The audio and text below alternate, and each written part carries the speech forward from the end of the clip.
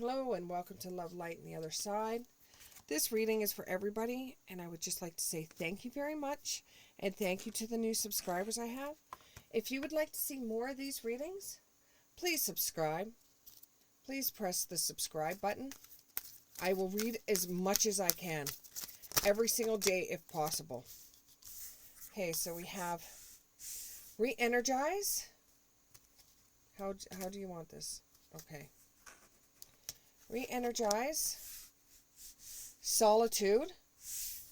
Makes sense. Miracles. And gentleness.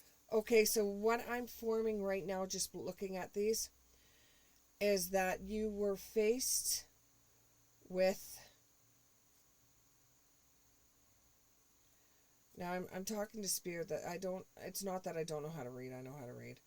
But I'm talking to Spirit, so sometimes you hear me not say anything. Listen carefully, because sometimes they say stuff too that I don't catch until I do the video.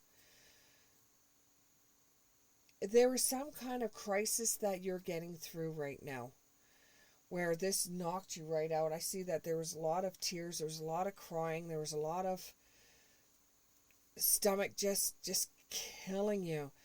You know, not knowing what to do, you know, the phone ringing off the hook. Some of you have just found out that somebody in your family was murdered. After a long time of them missing. And all you've been doing is crying and crying and crying, and you're exhausted. Now, for some of you, you thought, if you would have said something to them before they left, this wouldn't have happened. If blah, blah, blah, blah, blah, blah, blah, this wouldn't happen. It was going to happen no matter what. You couldn't control it. You just couldn't control it. Nothing you did was ever going to control the situation. But now you know. Now you can heal, and you could carry on. Remember the good times from this person. Remember them growing up. Get the sleep you need. You know, spend a few days in solitude. The miracles you're asking for will eventually happen, and this will bring you gentleness. Now, the miracles you're asking for are not... They're not going to be exactly how you have asked for them, but Spirit feels that there is a need to get involved this time. And although you won't think that it is a miracle, the way they look at it, it is, but it's not. See, miracle to spirits isn't really considered a miracle like it is to us. For spirits, it's like a hand up, or they're helping you out. They're guiding you. That is a miracle for them. That is in their normal job. And you know, what some feel is not a miracle is actually a miracle. Let's go more into this and find out a little bit more. When it comes to re-energizing, please, Spirit, give me a little bit more information.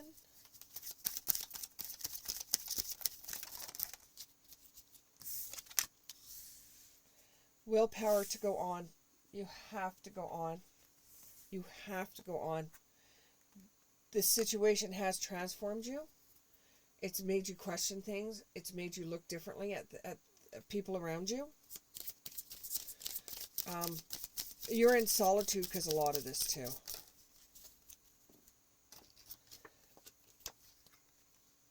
You understand so many different sides of this, and the word society comes up here.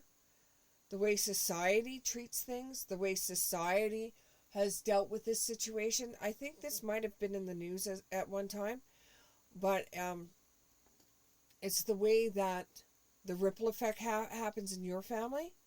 It's the ripple of it, you know. And people don't quite understand you're just a news clipping on the news, you know? It's like you're trying to show compassion where there isn't any. But you're going to heal from this by showing compassion to others. And I'm hearing soup kitchen. I don't know if you work at a... This could be even somebody that was homeless, that was killed. And this is just really upsetting for you because you sat with them that day and shared a bowl of soup. You know, it could be something like that. And you're trying to find healing. You're trying to, you know, see some compassion behind it. It's not your fault, is what I'm hearing too. And your spirit guides are there for you. It's not your fault. It's not your fault. And the miracles you're asking for, like getting help for other people, you know, you don't want to blame any one entity for it. You know, you could sit there and blame the government. You could sit there and blame drug dealers. But when it comes right down to it, you don't know exactly what to blame, and you just want to, you're just asking for some sort of miracle. And there's a train that's by my house, so I don't know if you've heard that honking of the train. That may represent something for someone out there. They could have had a family member that was a train conductor that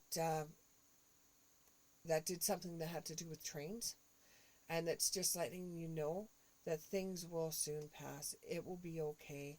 The prayers, the asking for miracles for others, not for yourself. They see the beauty behind it. They truly do, and they do help where they can.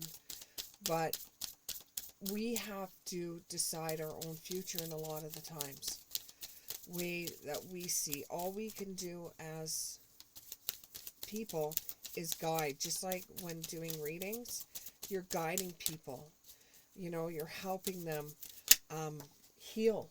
You're giving them some insight to the way things may be. But if, you know, you're told something and you do the complete opposite after a reading, that's just your own cognites. You need to lighten your load. You've got a heavy load right now.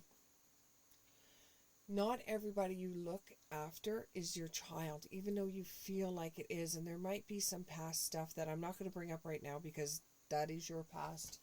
That is your rod to carry. And you've got to lighten your load. They're not your child. You know, I know you feel that way, and you see them every day. You see how hungry they are, or bewildered they are, and you think of your own child. Or for some of you, you don't have any children, and you look at all of these homeless people or less fortunate people, and you say, what if one of them was my child? You know, there is going to be new beginnings coming for you. The work that you're doing right now is you're going to feel like, you know, I can't carry on doing the same thing I'm doing, even though I enjoy what I'm doing. I like helping people. It's going to bring a new beginning onto you. You're not going to be doing the same thing, like the soup kitchen. You're not going to be doing that anymore. You're going to do some kind of other social work, and it's going to bring on a new beginning, which involves travel. And this is going to bring out more of your gentleness, where you can really help people. You could even be a nurse that does soup kitchen when they're not working.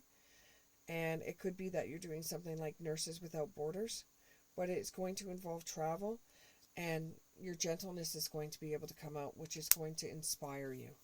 Okay, you're going to get away from doing the volunteer work that you have been doing, just because the truth behind it is that it was really hard, and it started affecting you because these people you looked at as your own children, and you just, when the truth came right down to it, you didn't have the heart for it, and you don't have the heart for it anymore. In a way that's going to protect you. In a way that's going to protect you. I'm getting the name Donovan.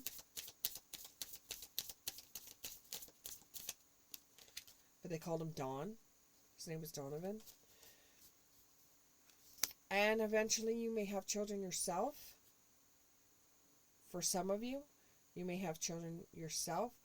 Or for others of you that are older, that have already had children, this may bring out new possibilities where you're working with children. Like if you are a nurse that was working, volunteering when you had time and stuff like this, because you did it when you were in high school and you kind of got a liking for it, and you were doing it when you were nursing.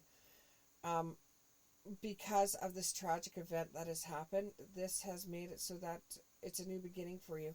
You could be working with babies now, like children, like in the hospital, whereas you're not working, because your experience working in the soup kitchen has given you that experience, so that an opportunity has opened itself up for you, and that could be the miracle that you're looking for, is because you don't want to see people hurting, whereas in the hospital it is a different structure, whereas your kindness and your gentleness will be able to ring out stronger because you're around children, and it will be kind of like you're a godsend to them.